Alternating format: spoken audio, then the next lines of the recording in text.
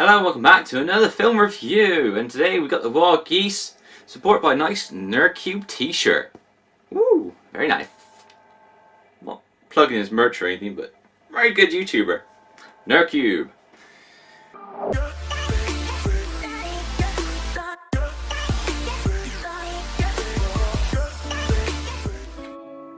Bertha, Moore, and a couple other gentlemen, about 50 of them really, are paratroopers of the US Army, of course, and they jump into a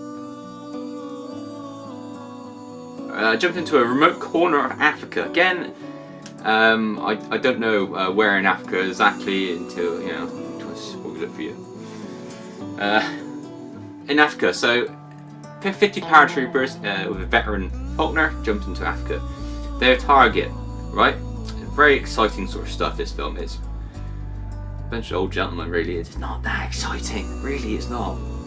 But they made a second one of this later on. They basically need to go and get hold of this one man. This one man can change the fate of the nation, can change the fate of hearts, can change the minds of everyone he speaks to or who listens to him. And to listen to him, he must speak, but they cannot speak without seeing him first. So they must go and get hold of this one man. This man is rather important, of course. But once they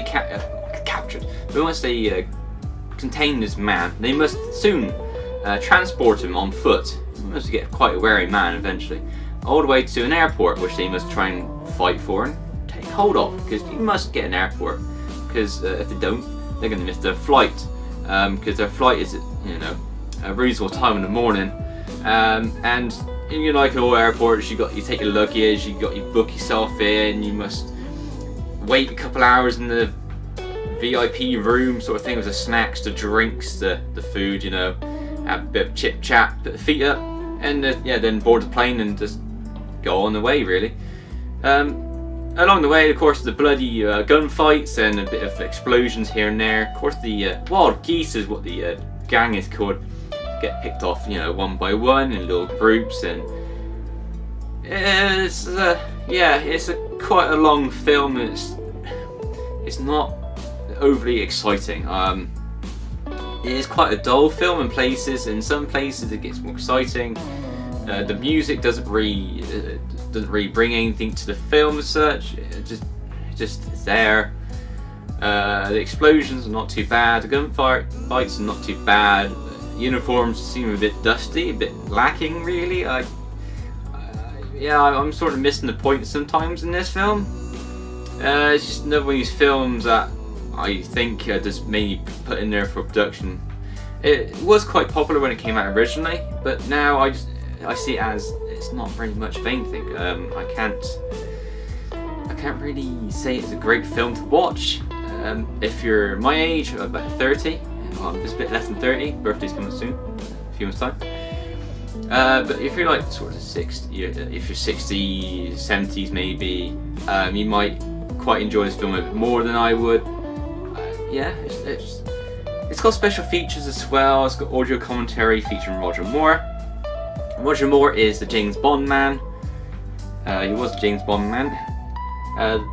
The last of the Gentleman Producers documentary, features of the original charity premiere as Scene Index. Scene Index is just not really a special feature in my mind.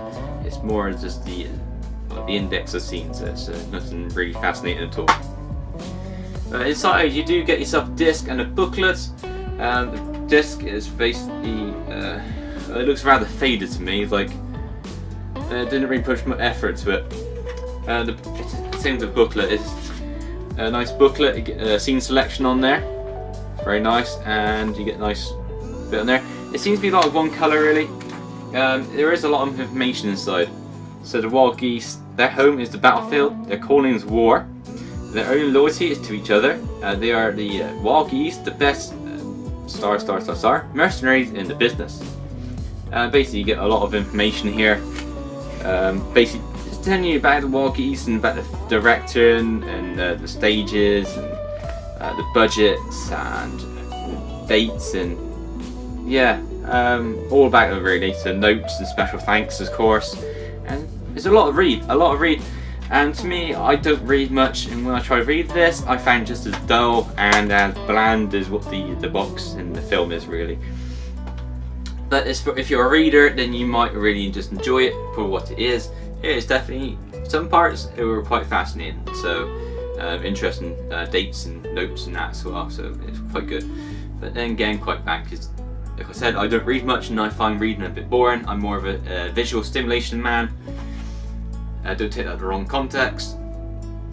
But no, it just seems to be rather flat on colour, really. I don't enjoy the colour of much, and it's I'm not sure what year the film is, but I can't remember, so I'm not worried. But yeah,